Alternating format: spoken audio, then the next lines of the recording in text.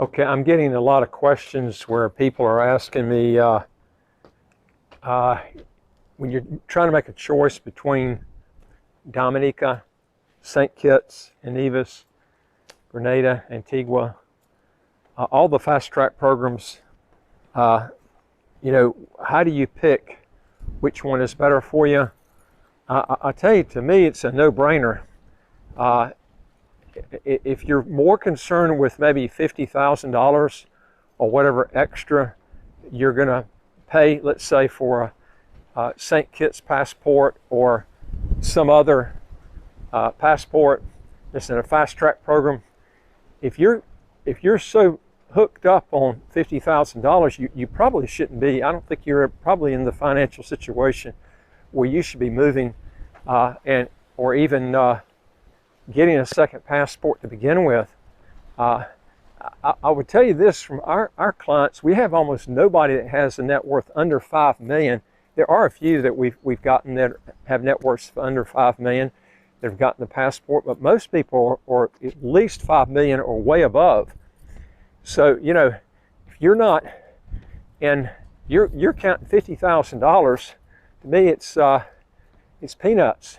Unless your income is real high. If your income is real high, why not just pay an extra $50,000 for the insurance to get a passport in St. Kitts and Nevis where there's no income tax, no capital gains tax, no estate tax, no inheritance tax.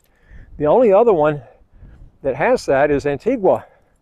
So I'm thinking, why would you want to forfeit the right to have when live in a place that doesn't have an income tax? Now you might say, and I have this a lot, people will tell me this, well, Tom, I have no interest in moving to, you know, the country I'm getting the passport in.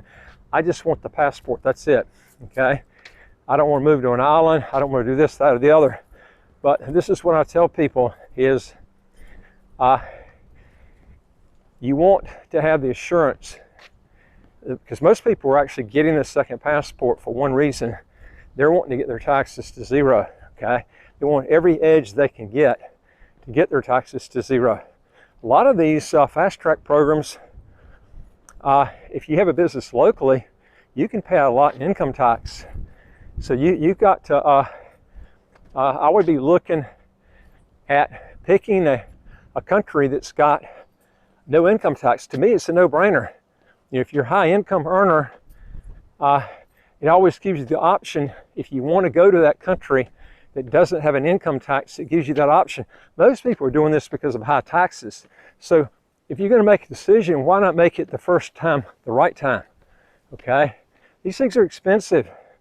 Why get one, try to cut back on costs and stuff on $50,000 when you could be paying high taxes for the rest of your life? And there's a way you can sort that out by picking a country that has no income tax. To me, it's just a no-brainer. I never have looked back myself and said, hey, I wish I'd gotten over here and saved $50,000, when you can cut back your tax bill dramatically by picking a country that has a lot better tax laws. To me, it's just, I can't figure out why. Not including, you know, St. Kitts and Nevis not only doesn't have an income tax, but they had the best visa-free travel. That's a pain in the butt, getting visas. Of any of the fast track programs, St. Kitts has got them beat at 162 countries visa-free or visa-free on arrival countries and territories. So this is what I'd be looking at. And I wouldn't be just looking at that too. I'd come and visit these countries, because if you do choose to move to one of these countries, can you deal with that? Okay. If you go to, my suggestion too is, if you're looking at Dominica or St. Lucia, which do have cheaper options for the donation option than St. Kitts, go and visit those countries. I'll be honest with you, there's no way in hell I could live in Dominica. It's too rustic for me. I would have to have more than that. But you know, that's a big key, is not just taxes, but I'd be going to a country and maybe stand there for a while and see how you like it before you make that move. Also, folks, if you want to legally get your income taxes to zero, how to get a second passport as quick as 45 days, do 3 things. Hit the subscribe button to the right of your screen. You'll get new videos automatically. We got over 700 videos. You'll come up with good tips that will help you make good decisions on stuff like this. And number 2 is I would like to hear from you. If you got a question or comment, just put it below. Number 3 is go to our website, www.citizenshipquickly.com, and just ask for some help. All right, now, I think the big key is, you got to more or less pick based on these things here are taxes, visa-free travel. You're looking at $50,000 maybe that you're paying extra, but this is the key. If you got to get another passport, again, because you made the mistake of not getting what you wanted up front because it didn't cover all you wanted, then you're looking at maybe another $150,000 more, maybe $200,000, depending on what the cost is at the time that you end up getting it, okay, and the size of your family. So the key thing I would tell you is make sure you cover all your grounds. Make sure if you don't like high taxes, then solve the problem. Pick a country. Look at the flag theory. The flag theory says that you should be getting a passport in a country that has little to no taxes, and preferably one that is a pure tax haven. That's the best way to go. If you get a chance, you ought to study that. It's called the flag theory, because it really does, it will help you make a decision where you're not going to go back and wish you had made another decision that's going to be a lot more costly than the $50,000 difference. And that's what I would tell you to look for. And now there are certain things that you're going to have to look at also, like for instance, Grenada. They have just come out where they're allowing Russians on a per basis to see, they're going to have to go through due diligence, and they're going to scrutinize them pretty good. But they are accepting people as Russians as long as they don't have some sort of bad track record. They're the only one in the fast track right now that's offering that to Russians. So they were blocked before, but now they've opened that up. Now, one advantage about getting a Grenadian passport is if you want to set up a business in the U.S., where you're, and when I say business in the U.S., I'm not talking about a company where you're not in the U.S.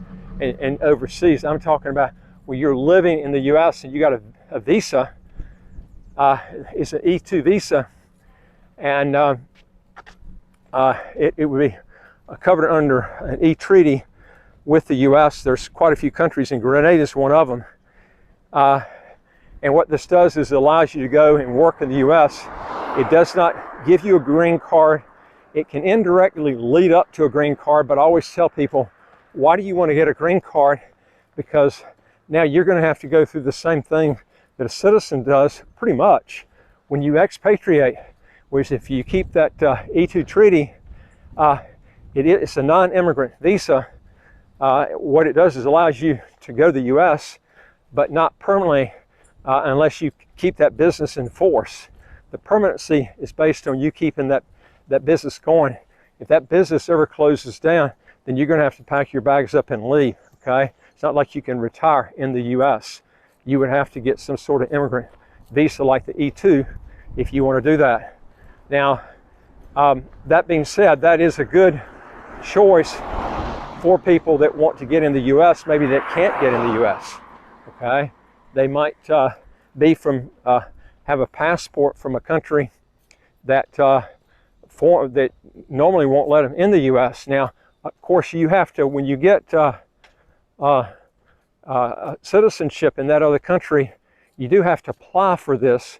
But as long as you don't have any background problems, we haven't never had anybody turned down because we screen them real good before.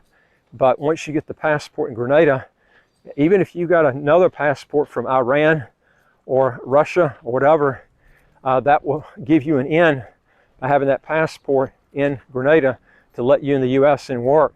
So these are some advantages you can look at there for Grenada. In fact, if you're, like I said, Grenada's got some benefits. It is expensive for the visa-free travel that you get, and the tax laws are nowhere near as good as they are in St. Kitts, but it just depends on what you're looking for.